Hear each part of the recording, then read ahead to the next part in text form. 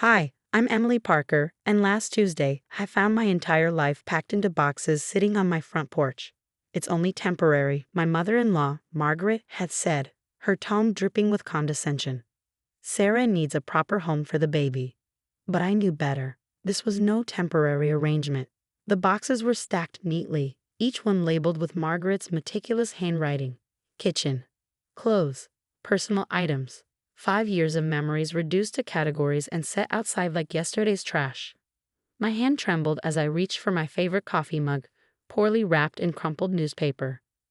Emily, don't make this harder than it has to be, Margaret said, leaning casually against the doorframe. Her arms were crossed, her expression firm. Behind her stood Sarah, my sister-in-law, with one hand resting on her barely there baby bump and the other tucked protectively over her chest. Her wide, innocent eyes held the practiced look of someone who always got her way. "This is my house," I said, my voice shaking but steady enough. "Daniel and I bought it together. We built this life together." Memories of painting walls, assembling furniture, and dreaming about our future flooded my mind. Margaret's lips pressed into a thin, tight smile. "Sarah's pregnancy is high risk," she explained as if I hadn't already heard it 100 times. "She needs to be near family, and this house is ideal for her. Single story, spacious, close to the hospital. You and Daniel can manage in the rental property for a little while." "The rental property?" I asked, my voice rising. "You mean that dilapidated duplex across town?" Margaret had spent years lamenting how much of a money pit it was. "It's been fixed up," Sarah chimed in, her voice sticky sweet. "Mom's had contractors there all week. It's cozy." Cozy. The word hit like a slap. I could barely contain my disbelief. 3 months ago, when Sarah had announced her pregnancy at a family dinner, Margaret's eyes lit up like it was the second coming. Since then, she'd used every excuse to center the world around Sarah and her unborn child. "Where's Daniel?"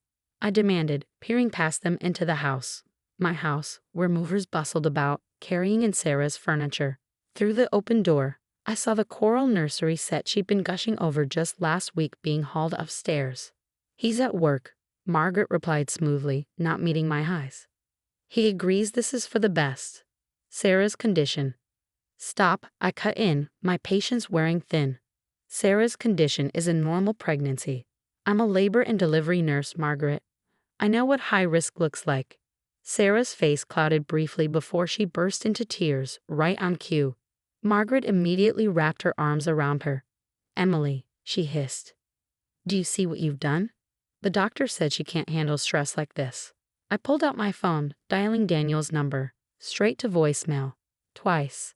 3 times. Margaret crossed her arms again, her smile growing smug. "He's in meetings all day," she said. "Emily, please don't make this harder than it needs to be. It's only for a few months." But I wasn't naive. This wasn't temporary. The way Sarah was directing the movers, the pristine designer nursery being assembled upstairs, it was all too deliberate. This had been planned, likely for weeks, while I worked back-to-back hospital shifts. "I'll call a lawyer," I said, the words spilling out before I could think twice. Margaret's laugh was sharp and cold. "And who will you hire? Stanley Adams? The Parker family lawyer for 30 years? Or someone else in town who knows better than to cross us?" She stepped closer, her voice lowering to a hiss. "You're out of your league, Emily. Accept this gracefully or make it worse for yourself." My phone buzzed. A text from Daniel. "Mom explained everything. It's best for the baby. The duplex is fine for now. Please don't make this difficult." For now. The words blurred as tears filled my eyes. 5 years of love, sacrifice, and loyalty reduced to a text message and a pile of boxes. "The movers will take your things to the duplex," Margaret said, already turning back toward the house. "The keys and address are on that box. We need you out by tonight. Sarah needs her rest." I stood frozen as they disappeared inside, Margaret's voice blending with Sarah's as they discussed furniture arrangements. Through the window, I saw Sarah running her fingers along the kitchen counters Daniel and I had scrimped and saved to install. For a moment, the weight of it all threatened to crush me.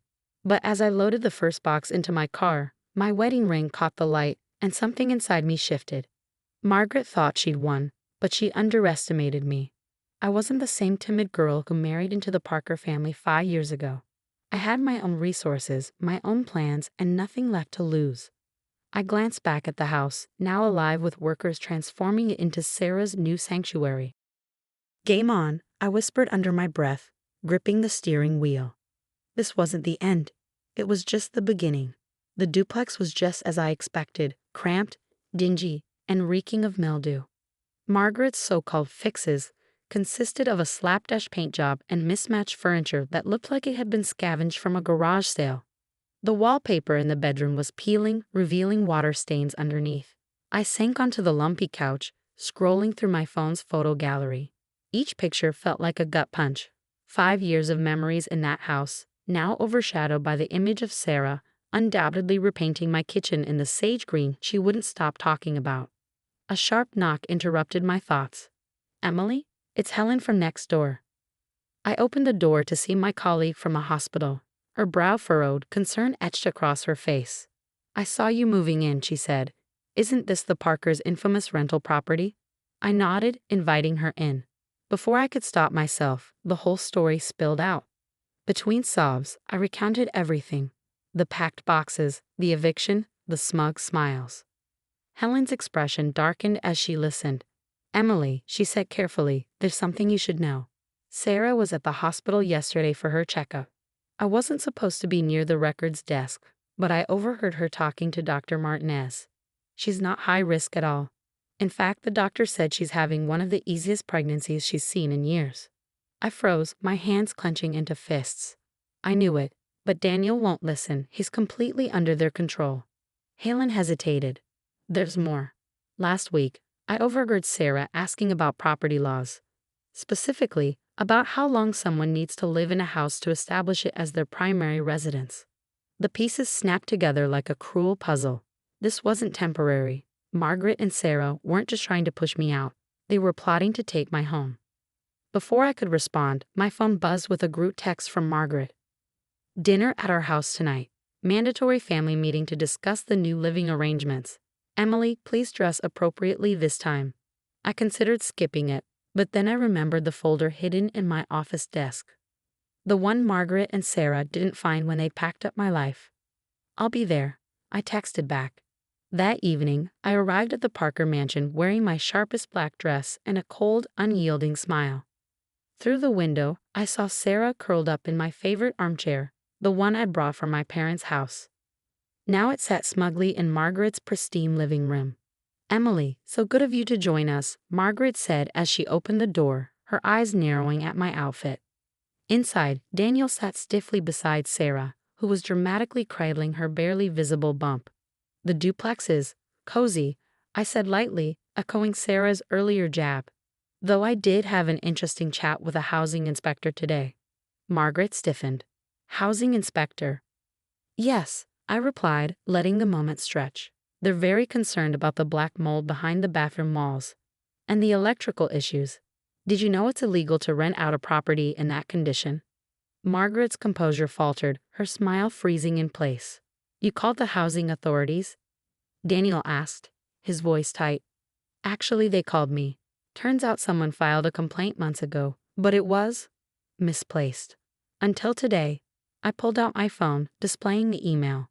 They'll be conducting a full inspection next week." Sarah shot to her feet, her polished mask slipping. "Mom, you promised that place was fixed.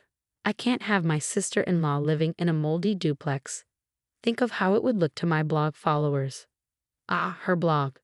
Sarah's carefully curated online image, the one thing she truly cared about. "Oh, don't worry," I said sweetly. "I've already shared my situation on several local community forums. The response has been overwhelming. People are so concerned about a pregnant woman forcing her brother's wife into hazardous housing." Sarah's jaw dropped and she grabbed her phone, frantically checking her follower count. "Take it down," Margaret barked. "This is a private family matter." "Like how you privately packed up my house?" I shot back. "Or how you privately told the neighbors I abandoned my home out of jealousy." I stood, my voice cold and steady. "By the way, I found my folder. The one from my office desk." Daniel's head snapped up. "What folder?" "The one with the property deed," I said, locking eyes with him. "The one that shows I'm the primary owner of the house." My inheritance paid for 70% of the down payment. Legally, the house is mine." The room fell silent. Margaret's face turned a mottled shade of purple, and Sarah's phone slipped from her hand. "That's not possible," Margaret stammered. "Daniel told us he paid for everything." "Did he?" I turned to my husband, my voice sharp as a knife. "Tell them, Daniel. Tell them how my grandmother's money made this possible. Tell them how you promised it would always be our home." Daniel's face crumbled, his guilt written plainly across it. I didn't think." "No, you didn't think. None of you did." I placed a stack of papers on the table. "My lawyer, not Stanley Adams, but someone from the city, will be serving you with official papers tomorrow. I want my house back within 48 hours, or we can let a judge decide." I turned to Sarah, whose carefully constructed facade had shattered completely. "And Sarah?" "My lawyer is very interested in your searches about residency laws. Attempted property fraud carries significant consequences." I smoothed my dress, the picture of calm. "I'll see myself out. Oh, and Margaret, the housing inspector wants to speak to you about the rent you've been collecting on that duplex. Apparently, you haven't reported that income for years." As I walked to my car, the voices behind me erupted into chaos. Sarah's shrieks, Margaret's frantic demands, and Daniel's desperate attempts to explain. But I didn't look back. They thought they could erase me, replace me, cast me aside. They were wrong. The next 48 hours were a war of attrition. My phone buzzed incessantly with messages. Margaret sent threats wrapped in false politeness. Sarah tried her hand at tearful guilt trips, and Daniel alternated between desperate apologies and weak defenses. I ignored them all, forwarding every message to my lawyer. But on Wednesday morning, there was a knock at my door. "Emily, can we talk?" It was Robert, my father-in-law, looking older and more exhausted than I had ever seen. I hesitated before letting him in. Unlike Margaret, Robert had always treated me kindly, though his silence in the face of her schemes had been just as hurtful. "I found these," he said, placing a folder on my coffee table. His hands trembled slightly as he opened it. Inside were emails between Margaret and Sarah, dating back months. They outlined everything: the manipulation of Daniel through Sarah's pregnancy, their research into property laws, and their plan to renovate my house while I was too busy working hospital shifts to notice. I stared at the damning evidence, my voice quiet. "Why are you showing me this now?" Robert sighed, the weight of years of inaction pressing down on him. "Because I've seen this before. Margaret did something similar to Daniel's first girlfriend in college. She decided the girl wasn't good enough and pushed her out. The poor thing transferred schools, and Daniel, he didn't stand up for her. I kept quiet then, told myself it wasn't my place. But watching them do this to you, knowing how much you've given to this family, I can't stay silent anymore." I studied the emails, my lawyer's words ringing in my ears. "The more evidence we have, the stronger our case." "There's more," Robert said hesitantly. "The housing inspector called Margaret this morning. The duplex is in worse shape than anyone realized: structural issues, severe code violations. She's been collecting rent illegally for years." Before I could respond, another knock came at the door. This time it was Helen, looking worried. "Emily, you need to see this," she said, holding up her phone. On the screen was Sarah's latest Instagram post, a tearful video ranting about toxic family members and the stress they were putting on her and her unborn child. The comments were brutal. Locals who knew the truth were calling her out, and it was clear her carefully curated image was cracking under the pressure. My phone buzzed again. It was my lawyer. "Emily, they're ready to negotiate. All of them." An hour later, I sat in my lawyer's office, facing the people who had tried to erase me from my own life. Margaret's flawless composure was gone, her shoulders slumped. Sarah's mascara was streaked down her face, and Daniel looked utterly defeated. "Here are our terms," my lawyer began, his tone firm and unyielding. "Emily gets the house back immediately, and all renovation costs will be reimbursed. Mrs. Parker will face the legal consequences of operating an illegal rental property. And we have ample evidence of attempted property fraud should you wish to contest any of this." "You can't prove anything," Margaret snapped, but Robert's quiet voice cut through her bluster. "Enough, Margaret." He placed the folder of emails on the table with finality. "It's over." Sarah dissolved into sobs, real ones this time. "My followers are calling me a fraud. My sponsorships are pulling out. "Mom, fix this."